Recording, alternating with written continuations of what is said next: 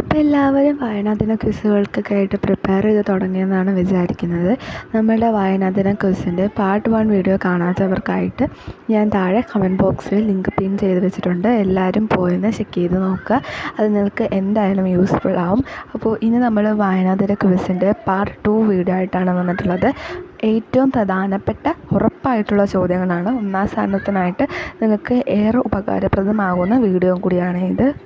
കഴിഞ്ഞ വീഡിയോയിൽ നിങ്ങൾക്കായിട്ട് തന്നിട്ടുള്ള ചോദ്യമായിരുന്നു സാരെ ജഹാംസെ അച്ഛ എന്ന് പറഞ്ഞിട്ടുള്ള ദേശഭക്തി ഗാനം ഏത് ഭാഷയിലാണ് രചിച്ചതെന്നുള്ള ചോദ്യം. അപ്പോൾ ഇത് രചിച്ചിട്ടുള്ളത് ഉറുദു ഭാഷയിലാണ്. കുറേ പേര് ഉത്തരങ്ങൾ കറക്റ്റായിട്ട് പറഞ്ഞിട്ടുണ്ട്. അപ്പോൾ അവരെയൊക്കെ ഞാൻ അഭിനന്ദിക്കുകയാണ്. അപ്പോൾ ഈ ക്വസ്റ്റ്യൻ എന്തായാലും നമുക്ക് പ്രതീക്ഷിക്കാവുന്ന ഒരു ചോദ്യമാണ്. ആദ്യത്തെ ചോദ്യമാണ് നമുക്കിനി.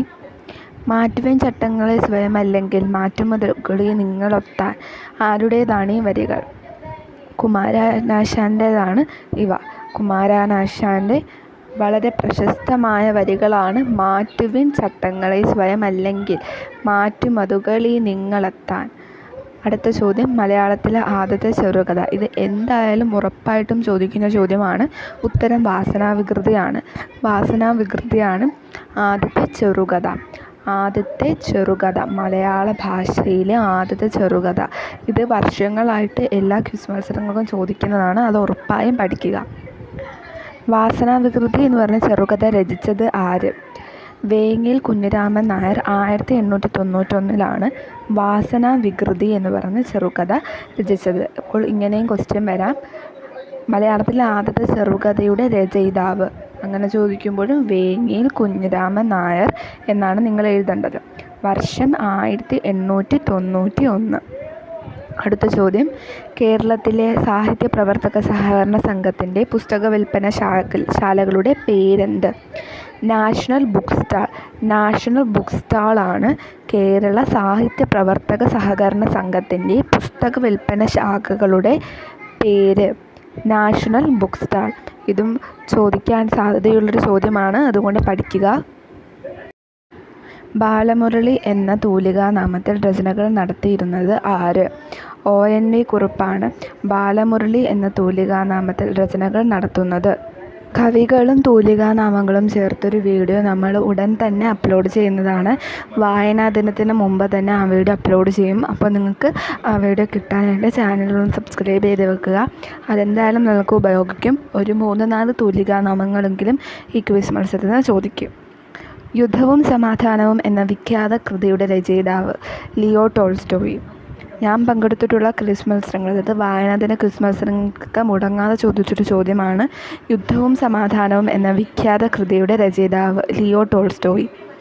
അടുത്ത ചോദ്യം 1972 നിരൂപണ പഠന സാഹിത്യത്തിനുള്ള കേരള സാഹിത്യ അക്കാദമി പുരസ്കാരം ലഭിച്ച നാടകദർപ്പണം എന്ന കൃതി രചിച്ചത് NN പിള്ള.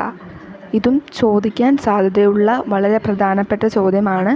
നാടകനർപ്പണം എന്ന കൃതി രചിച്ചത് NN പിള്ളയാണ്.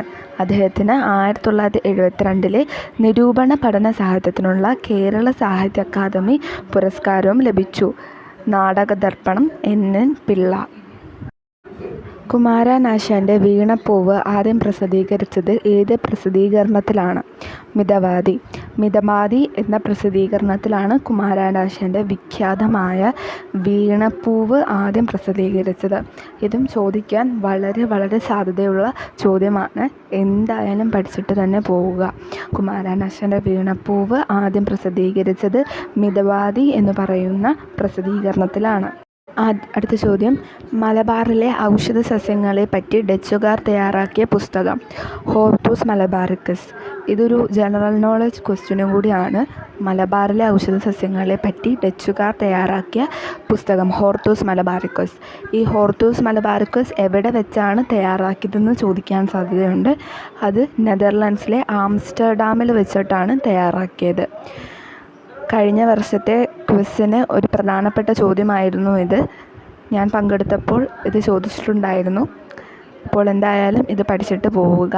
ഇത് തയ്യാറാക്കിയത് നെതർലൻഡ്സിൽ ആംസ്റ്റർഡാമിൽ വെച്ചിട്ടാണ്. അടുത്ത ചോദ്യം കൂട്ടുകാർക്കായാണ്.